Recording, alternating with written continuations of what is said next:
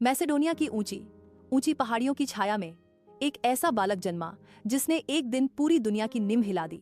उसका नाम था अलेक्जेंडर तृतीय, जिसे इतिहास में हम अलेक्जेंडर द ग्रेट या भारत में प्रसिद्ध नाम सिकंदर से जानते हैं। उसका जन्म 356 ईसा पूर्व मैसेडोनिया की राजधानी पेला में हुआ था। वह केवल एक राजगद्दी का उत्तराधिकारी बनने के लिए नहीं, बल्कि एक ऐसा साम्राज्य बनाने के लिए आया था जिसकी सीमाएं महाद्वीपों तक फैल जाएं। जब वह चलना सीख रहा था, तब से ही उसे एक आरामदायक राजकुमार की तरह नहीं, बल्कि एक योद्धा और दार्शनिक की तरह पाला गया। उसके पिता राजा फिलिप द्वितीय एक महान सेनापति थे, जिन्होंने यूनानी नगर राज्यों को एकजुट कर मैसेडोनिया के अधीन लाया था। लेकिन उन्होंने अपने पुत्र को केवल एक साम्राज्य नहीं सौंपा, बल्कि उसे सपने देखने का सामर्थ्य भी दिया। फिलिप ने अपने पुत्र का मन और मस्तिष्क गढ़ने के लिए उस समय के महानतम दार्शनिक अरिस्टोटल को गुरु नियुक्त किया। अरस्तु के मार्गदर्शन में अलेक्जेंडर ने विज्ञान, चिकित्सा, दर्शन और साहित्य का गहन अध्ययन किया। उसकी बुद्धि उतनी ही तेज हो गई जितनी उसकी तलवार। वह यूनानी महाकाव्य इलियड को अग्नि की रोशनी में पढ़ता और स्वयं को महान योद्धा अकीलिस से भी श्रेष्ठ समझता। यह भी कहा जाता है कि अलेक्जेंडर ने अपनी शिक्षा के दौरान दर्शन और राजनीति के कुछ महत्वपूर्ण विचारों को समझा, जिनकी मदद से वह भविष्य में एक महान शासक बना। उस समय अरस्तु ने उसे न केवल युद्ध की कला सिखाई, बल्कि दुनिया को देखने और समझने का एक नया दृष्टिकोण भी दिया। एक ओर जहां अलेक्जेंडर की नजरें सिर्फ युद्ध में विजय प्राप्त करने की ओर थीं, वहीं अरस्तु ने उसे यह सिखाया कि एक महान शासक को अपने प्रजा के भले का भी ध्यान रखना चाहिए। जब अलेक्जेंडर केवल 20 वर्ष का था, उसके पिता की हत्या कर दी गई। उसी समय वह राजा बना, लेकिन वह रुका नहीं। उसने तुरंत अपने साम्राज्य को सुरक्षित किया और फिर अपनी दृष्टि पूरब की ओर, मोरियस महान और प्राचीन साम्राज्य की ओर, जिसे हम फारसी साम्राज्य के नाम से जानते हैं। वसंत तु 334 ईसा पूर्व अलेक्जेंडर ने अपनी लगभग 40,000 सैनिकों की छोटी लेकिन विशेष प्रशिक्षित सेना के साथ हेलेस्पोंट नदी को पार कर एशिया में प्रवेश किया। उसका पहला बड़ा युद्ध ग्रैनिकस नदी पर हुआ, जहां फारसी सेनापतियों का एक गठबंधन उसकी प्रतीक्षा कर रहा था। संख्या में उससे कहीं अधिक, नदी की धारा तेज थी, दुश्मन नदी के दूसरी ओर तैनात थे और अधिकतर सेनापति ऐसे समय में रुक जाते। लेकिन सिकंदर ने तो स्वयं आगे बढ़कर हमला कर दिया। उसने फारसी पंक्तियों को चीरते हुए उनके सेनापतियों को निशाना बनाया। उसकी सेना की रीढ़ थी मैसेडोनियन फालैंक्स, जो लंबी भालों, सैरिसा और ढालों से सुसज्जित थी। वे एक लोहे की दीवार की तरह धीरे धीरे आगे बढ़ते गए। कुछ ही घंटों में फारसी सेना धराशायी हो गई। यह विजय केवल युद्ध नहीं था, यह विश्वास की जीत थी।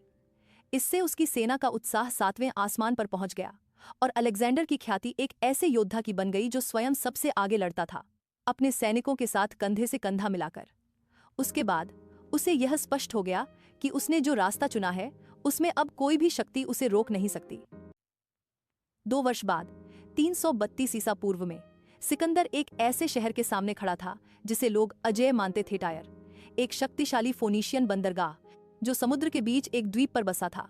शहर की समुद्र की ओर उठती विशाल दीवारें इतनी ऊंची और मजबूत थीं कि किसी ने कल्पना भी नहीं की थी कि इन्हें पार किया जा सकता है। टायर के शासकों ने आत्मसमर्पण करने से इनकार कर दिया और सिकंदर ने पीछे हटने से उसने एक असंभव योजना बनाई। समुद्र के बीच में सड़क बनाने का आदेश दिया। काटे गए जंगलों की लकड़ियों, पत्थरों और आस पास के खंडहरों से उसके अभियंताओं ने एक कजवे का निर्माण शुरू किया, जो धीरे धीरे समुद्र को पार करता हुआ टायर की दीवारों तक पहुंचना था। टायर के योद्धा भी कम न थे। उन्होंने जलते हुए जहाज भेजे, ऊपर से पत्थर और तीर बरसाए और गोताखोरों को भेजा जो पुल के नीचे से तोड़ फोड़ करते। सिकंदर ने जवाब दिया मोबाइल युद्ध टावरों के निर्माण से। ये विशाल लकड़ी के टावर कई मंजिलों के थे, जिनमें कैटापल्ट, गुलेल और आग से बचने के लिए भीगे हुए चमड़े की ढालें थीं। समुद्र अब केवल एक प्राकृतिक बाधा नहीं, बल्कि युद्ध भूमि बन चुका था। सिकंदर ने आस पास के जीते हुए शहरों की नौसेना इकट्ठा कर लीफोनीशियन जहाज, जो कभी टायर के मित्र थे, अब उसके विरुद्ध खड़े थे। उसकी नावों ने चारों ओर से टायर की दीवारों पर हमला किया। कैटापल्ट से भारी पत्थर छोड़े गए जो बैल के आकार जितने बड़े थे। समुद्र और आकाश दोनों युद्ध के शोर से गूंज उठे। लगभग 7 महीनों की कठिन घेराबंदी के बाद आखिरकार दक्षिणी दीवार का एक हिस्सा टूट गया। सिकंदर ने अपने विशेष सैन्य दल हाइपासपिस्ट और कंपेनियन इन्फेंट्री को लेकर खुद उस छेद से शहर में प्रवेश किया। तंग गलियों में भीषण युद्ध भड़क उठा। हर जगह तीरों की बौछार, भालों की चमक, तलवारों की टकराहट। हर गली, हर मोड़ पर संघर्ष हुआ, मानो हर पत्थर अपनी रक्षा कर रहा हो। अंततः टायर की सैन्य शक्ति टूट चुकी थी। वे हार चुके थे। हजारों को बंदी बना लिया गया या गुलाम बना दिया गया। सिकंदर ने किसी को नहीं बख्शा। यह केवल एक जीत नहीं थी, यह फारसी दुनिया को भेजा गया संदेश था, जो विरोध करेगा वह राख में बदलेगा। टायर की घेराबंदी केवल एक सैन्य विजय नहीं थी, बल्कि युद्ध, कला, रणनीति और नवाचार की एक उत्कृष्ट मिसाल थी। यह दिखाता है कि सिकंदर केवल तलवार से नहीं, बल्कि बुद्धि से भी जीतता था। जहां बाकी केवल दीवारें और समुद्र देखते थे, वहां वह रास्ता खोजता था। उसकी यात्रा यही नहीं रुकी, वह मिस्र, मेसोपोटामिया और अंततः फारस के हृदय तक पहुंचा। लेकिन दुनिया को पहली बार यह समझ आया कि सिकंदर केवल युद्ध जीतने नहीं आया, वह युद्ध की परिभाषा बदलने आया था। इस तरह की और सामग्री पाने के लिए लाइक और सब्सक्राइब करें।